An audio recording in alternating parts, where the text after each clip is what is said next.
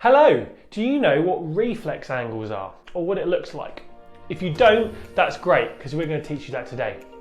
So reflex angles would look something like this. Okay, so it's a bigger angle, so an acute one is the smallest, then it goes a right angle, then it goes obtuse, then it goes reflex. And reflex is like this, okay? So it's passed in a straight line, okay?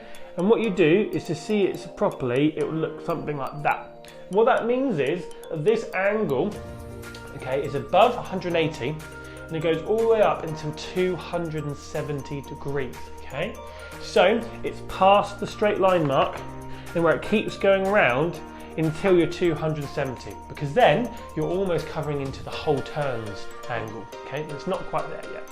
So it's a reflex angle that goes past that straight line point and it continues to increase up until 270 degrees.